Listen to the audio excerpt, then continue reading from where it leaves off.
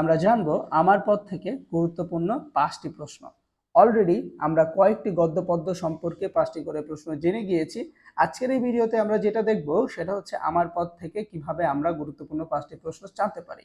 So 1 number, আমার পদ প্রবন্ধে প্রাবন্ধিক নিজের পরিচয় দিয়েছেন কি হিসাবে, অর্থাৎ যে প্রাবন্ধিক আছেন আমার পদ, প্রাবন্ধিক বলতে কাজী নজরুল ইসলামকে বোঝানো হচ্ছে। কাজী নজরুল ইসলাম নিজেকে কিভাবে পরিচয় দিয়েছেন, তিনি নিজেকে বলেছেন অভিশাপ রথের সারথি হিসাবে তিনি নিজেকে উপস্থাপন করেছেন।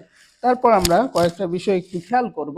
দ্বিতীয় প্রশ্ন, আমার পদ প্রবন্ধে লেখকের মতে মানুষ নিষ্ক্রিয় হয়ে পড়ে কেন, অর্থাৎ মানুষ কেন নিষ্ক্রিয় হয়ে পড়ে। মানুষ নিষ্ক্রিয় হয়ে পড়ার কারণ হচ্ছে পরনির্ভরশীলতার কারণে সে নিষ্ক্রিয় হয়ে পড়ে। দেন আত্মাকে চিনলে আত্মনির্ভরতা আসে কেন, আত্মাকে চিনলে আত্মনির্ভরতা আসে কেন, মানুষের আত্মশক্তি বৃদ্ধি পায় বলে। দেন 4 নম্বর প্রশ্ন, দেশে যারা শত্রু, দেশে যা কিছু মিথ্যা ভণ্ডামি মেকি তা দূর করতে কি প্রয়োজন, তা দূর করতে হলে অবশ্যই আগুনের সম্মার্জনা প্রয়োজন।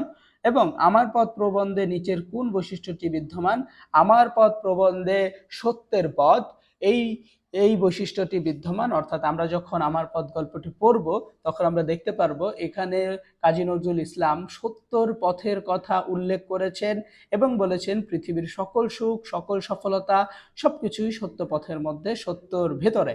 সো ইনশাল্লাহ আমরা এই ভিডিওর মাধ্যমে জেনে গেলাম আমার পদ থেকে 5টি গুরুত্বপূর্ণ প্রশ্ন। যদি ভিডিও ভালো লাগে অবশ্যই শেয়ার করবা এবং পরবর্তী ভিডিওর জন্য অপেক্ষা করবে ইনশাআল্লাহ।